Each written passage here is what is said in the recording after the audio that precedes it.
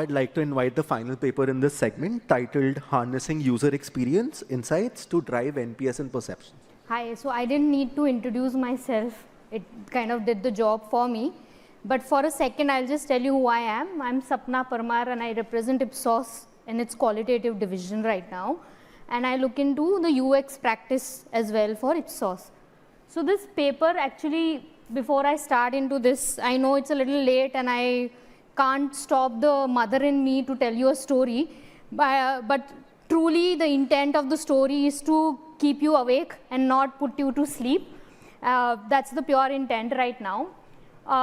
Imagine a tale of a hypothetical tale of a healthcare provider who is trying to, really push his customers to become loyal for him. We as clients and we as researchers, we use NPS day in, day out. We look at these numbers and we see them rise and fall, and with each rise and each fall, we develop our own strategy, which is important for us to ensure that we get that positive word of mouth. Thought which I had in my mind was, how can I use this particular metric that most of our clients use day in, day out, we invest so much of time, to push the promotion a lot better.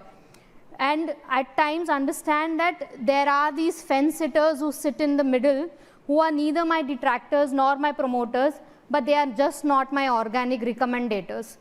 How do I nudge these individuals to move forward and recommend me, which is on a journey to create more brand love for my client? So with that thought in mind, what we discovered was there is a way in which you can actually try and use UX to your power. Now UX is very simple. It's user experience. It can be applied in a digital forum. It can be applied in a non-offline forum as well. Right now, because everything is digital for us, why not we think of UX in a digital factor which helps your customer to move from one place to another without the additional baggage, without the frustration that it comes when they are interfacing with you on a digital platform. So with that in mind, what we figured out was there was a way in which we could do it. Now there are 4 pillars, or how I like to call it, the UX is Fantastic Four. Now these are 4 key individuals who will help you to understand what is the current customer journey like and how can I help them push ahead. Usefulness, it's very simple. It's a most pragmatic approach on when I'm designing a digital platform today, how it really helps individuals and becomes the platform more intuitive. Desirability, it's how am I creating an engagement platform for them where they feel charged enough to go and log in every single time. Usability, it has to be intuitive. There is just no ways about it. We need to ensure that the customers are able to seamlessly go through the platform without any hassle. We have to keep in mind that the customers today are digitally savvy already. We are not talking about pre-COVID days when digital was a big challenge for these guys. Now it's very easy for customers to understand whether the platform speaks my language or not, or whether it's something that I don't want to get associated with.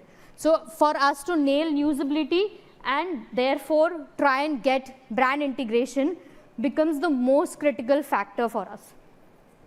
Now, I'm sure, God forbid, but for good reasons and bad reasons, we've always had to encounter healthcare providers in our life, be it for bad or be it for good, but there have been instances where we've had to interact with them. And for 2 seconds, if we start thinking ourselves as these patients and customers right now, this is a broader journey that we would go through. We have an initiation stage where we are trying to figure out who is the right doctor for me, who is the right hospital for me, who is the right specialist that is going to answer my question.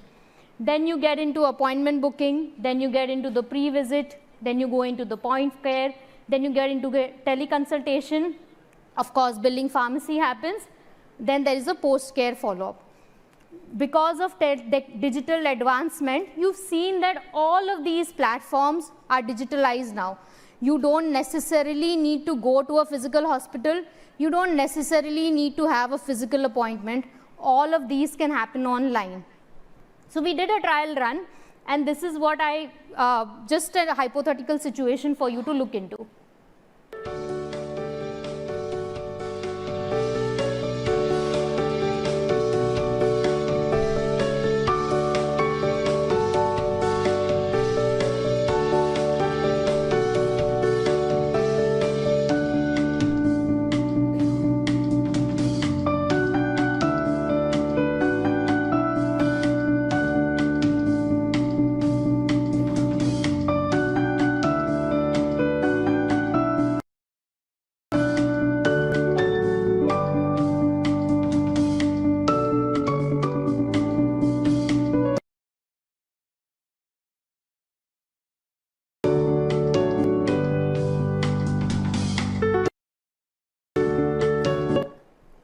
So case in point, there are a lot of challenges currently when it comes to digital platforms where they are not able to make it as intuitive for a patient as possible, which at times does affect your promotion for the brand.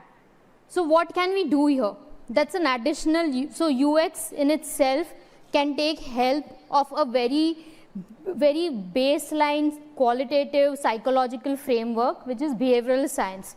It does very simple. It is just trying to understand how do I nudge a respondent or a customer today to love my brand, and for that, what are the interventions that I need to do in order to ensure that they are able to process things faster. So that's the thought that we had. How can we use UX combined with behavioral science to devise interventions which can either nudge a patient or a customer on its journey, or at times reduce the sludge. Now sludge is very simple. These are just processes redundant in its space which are kept just to frustrate the customer. So that is how we devised a very seamless digital journey for our healthcare provider, which could actually take into account all the intervention aspects that are required to make this as seamless as possible. So net, that's what I'm trying to say. If you have an MPS system right now, I'm just urging a researcher in you to think beyond the up and down of the numbers. Look at ways in which we can integrate a user experience point of view using behavioral science, so that we are devising and helping our clients or us as researchers as well develop interventions which are more seamless for the customer. Once we are able to do that, the customers turn out to be delighted and therefore increase our brand love, which will be definitely seen in the promotion scores that the client or the brand has to offer. I'll just skip few slides because there is room for more questions as well. So that's net what my paper was all about. Thank you. Hi Sapna, so there's only one question so far. What challenges did you encounter in combining attitudinal and behavioral research, and how did you address any limitations to ensure the integrity and reliability of the insights gathered? So interesting one, because when it comes to UX, it looks into both the attitudinal as well as the behavioral frameworks that are there. And we did a round of usability testing wherein we actually had patients go through these different online platforms to come up with their own versions of digital journeys which can actually be very seamless for them. So that's how I addressed it.